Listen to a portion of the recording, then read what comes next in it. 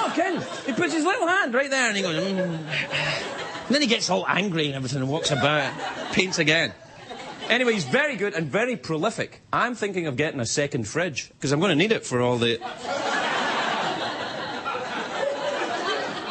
Now, when you go and buy paintings, here's a tip. If you're going around buying paintings at flea markets and stuff like that, art fairs, art is always more valuable when the artist is dead. No, it's true. So if you buy something from an artist, you know, on a sidewalk, ask them how they're feeling. You know, try it. Just ask. Try and look for the thin guy with the hacking cough. That's the... It's terrible, but I'll take it. But it's hard to know the difference between good and bad art, especially modern art. It's very difficult. There's a very controversial piece of art in the Tate Modern in London, which is a lot of big modern art gallery things there. It was a sculptor. It was called Unmade Bed, right? And all it was an unmade bed with condoms on it and old pizza boxes lying around. That was it. I mean, I'd been working on a similar piece for years before that. This was an idea.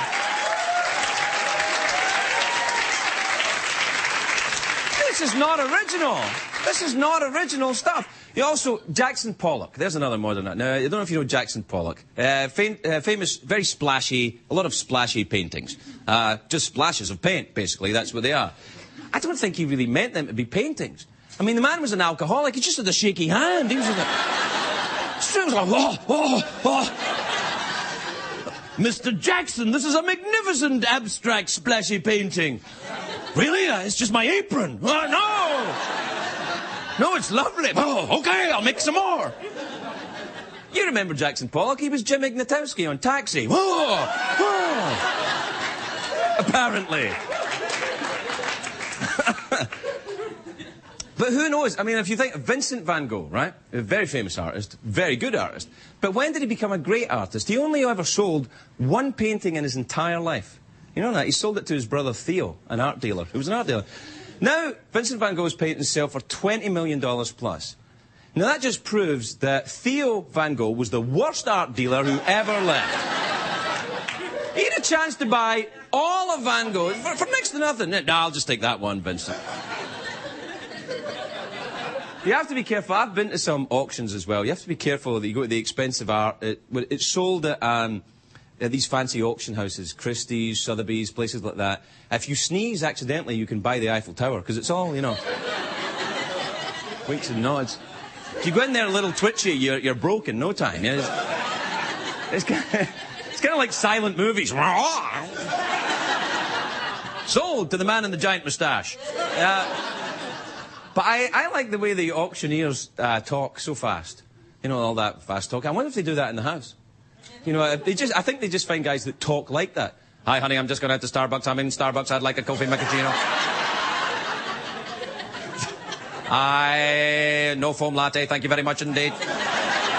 And then when they don't talk faster, but to get you more excited, they do a little key change. So they're talking like this, and then their voices go a little higher, and they talk a little higher. They're not actually talking faster, but they talk a little higher, and they talk a little higher, and their eyebrows go up, and they're talking a little higher and a little higher, but they're not talking any faster. They're just going higher and higher and higher. Eventually, only dogs can hear them. And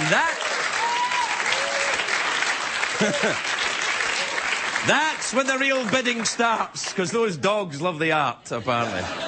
You know, especially the 4 dogs playing poker. That's a painting. Splashy, Rothko nonsense. Anyway, dogs playing poker, that's entertaining. Now, you've got to think, $690,000 for this movie poster, right?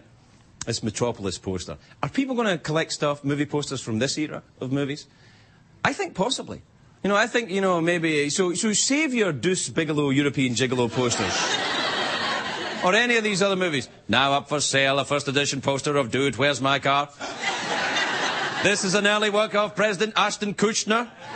He instigated the war with Canada, which ended when Demi Moore died at the age of 200, but she was still hot, of course.